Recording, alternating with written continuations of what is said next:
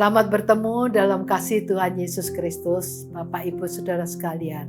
Mari kita bersama-sama belajar firman Tuhan yang terdapat dalam Injil Lukas 23 ayat yang ke-46 dan 47. Lalu Yesus berseru dengan suara nyaring, "Ya Bapa, ke dalam tanganmu kuserahkan nyawaku." Dan sesudah berkata demikian, ia menyerahkan nyawanya.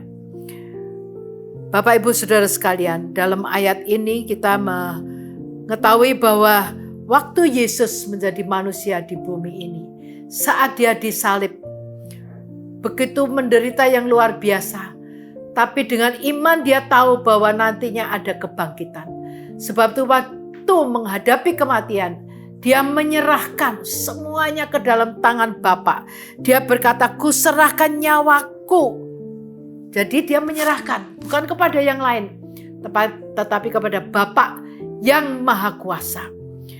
Dan di sini kita mengetahui bahwa ini adalah doa.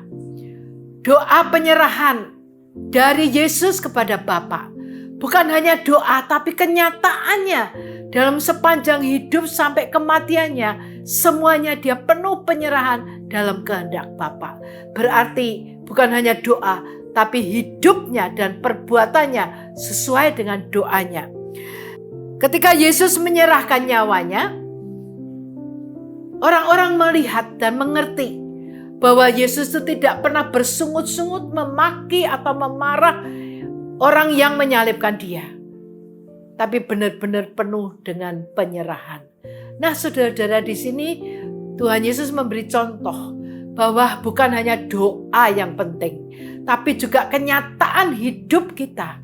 Adakah kita itu dalam doa menyerahkan kepada Tuhan supaya kehendak Tuhan yang jadi, tapi dalam kenyataan hidup seringkali kita itu tidak bisa menerima.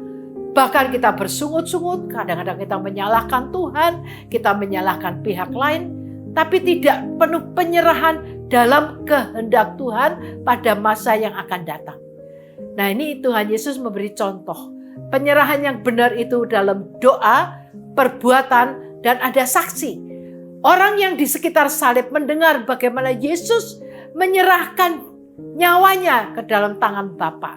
Biar orang sekitar kita juga melihat bahwa hidup kita itu ada penyerahan ke dalam tangan Tuhan. Jadi seringkali kita menemui masalah, kita tidak menyerah ke dalam tangan Tuhan, tapi berusaha dengan kekuatan kita semaksimal mungkin, sehingga kita menemui masalahnya lebih berat. Dan pertolongan Tuhan lebih jauh dari kita.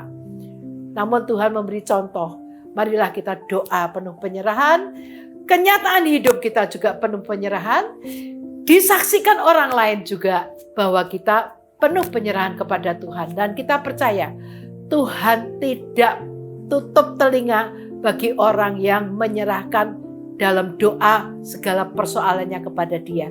Karena Tuhan berkata, saat kamu menderita berserulah, maka Tuhan akan mendengar. Nah, itu akan menjadi kenyataan bahwa kalau kita berdoa dengan sungguh-sungguh, berseru dengan sungguh-sungguh, tunggu waktunya. Pada waktu yang berkenan, pasti Tuhan akan menyatakan pertolongannya. Sebab itu janganlah kita terlalu cepat bersungut atau cepat-cepat putus asa. Tetapi biar kita bertekun di dalam doa sampai tiba waktunya. Karena dikatakan firman Tuhan, semua indah pada waktunya. Kalau kita tekun dan tekun, pasti Tuhan nanti akan buka jalan. Sebab itu kalau kita baru berdoa sebentar terus berhenti, terus putus asa, jangan. Tapi tekunlah dalam doa, sabarlah menanti, penuh pengharapan dan iman. Dan dengan kata-kata iman kita berkata, Tuhan, Engkau pasti menolong saya. Engkau pasti mendengar doa saya. Dan kalau kita mempunyai iman dan kata-kata yang seperti itu, Tuhan melihat dan Tuhan mendengar dan Tuhan akan bertindak. Sebab itu saudara-saudara, marilah kalau yang menemui masalah, belajarlah dari apa yang Yesus sudah berikan teladan. Dan kiranya firman Tuhan ini menjadi berkat bagi kita sekalian. Dan kami percaya di dalam Tuhan tidak ada perkara mustahil.